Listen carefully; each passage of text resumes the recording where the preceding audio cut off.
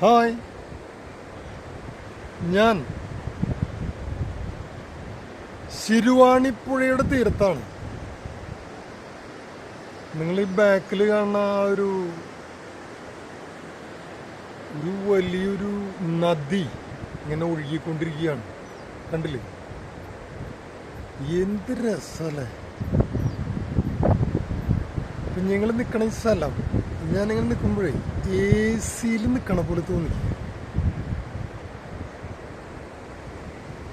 ആ പ്രകൃതിയുടെ എന്തെന്നാ ഒരു അവസ്ഥനെ പറയാൻ എനിക്കറിയില്ല.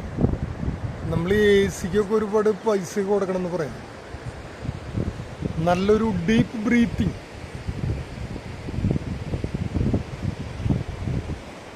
ഞാൻ കേട്ടിട്ടുള്ളത്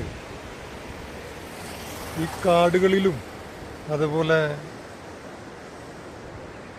കാടുകളിലിരിക്കുന്നത്, നിശബ്ദതയിലിരിക്കുന്നത് ദൈവമോ വന്യമൃഗമോ ആയിരിക്കുമെന്നാണ് ലോകപ്രശസ്ത മഹത് വചനങ്ങളിൽ ഏതോ ഒരു മഹാത്മാവ് പറഞ്ഞിട്ടുള്ളത് ഞാൻ ഇന്ന് ഓർമ്മയിൽ വരികയാണ്.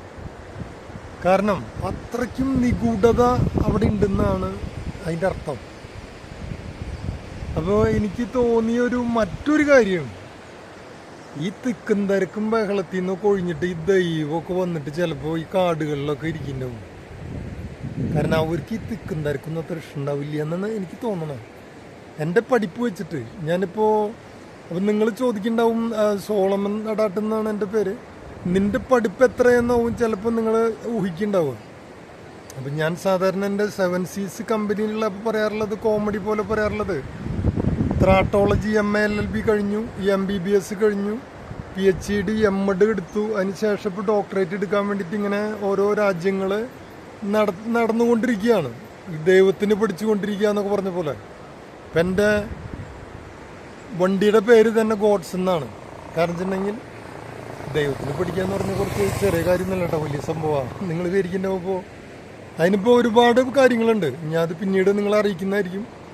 ഇപ്പം നമ്മുടെ ഇപ്പോൾ മണിയൊക്കെ പറയണ പോലെ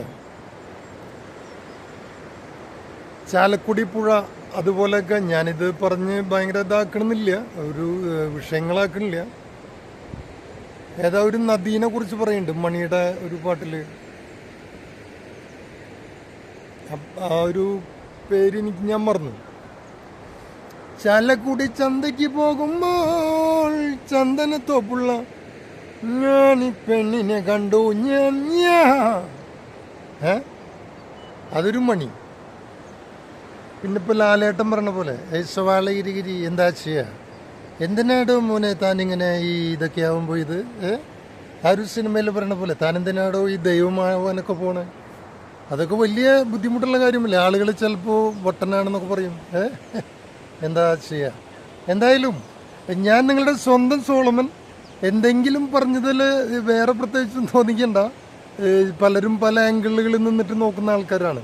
ഇയാൾക്ക് എന്താ പറ്റിയ മീശ പിടിച്ചിട്ടുള്ള പ്രശ്നമായി തോന്നണല്ലേ? എൻ്റെ അമ്മ, അയാൾക്ക് പ്രശ്നമായി എന്നാ തോന്നണേ. അപ്പോ എൻ്റെ അങ്ങനെ പറയണ്ടോ. അപ്പോൾ വെറുതെ എൻ്റെ മീശ ഞാൻ പഠിക്കുന്നു, അതിപ്പോൾ വേറെ ആർക്കും അതിൻ്റെ. പിന്നെ മീശ പഠിച്ചാൽ രസമാണ്. ഈശ്വരന്മാരെ അങ്ങനെയൊന്നും പറയരുതട്ടോ, എന്തോ സാധനം പോട്ടെ. അപ്പം എന്നെ നിങ്ങൾ ഫോളോ ചെയ്തോളൂ. ഞാൻ ഇവിടേക്കുണ്ട്.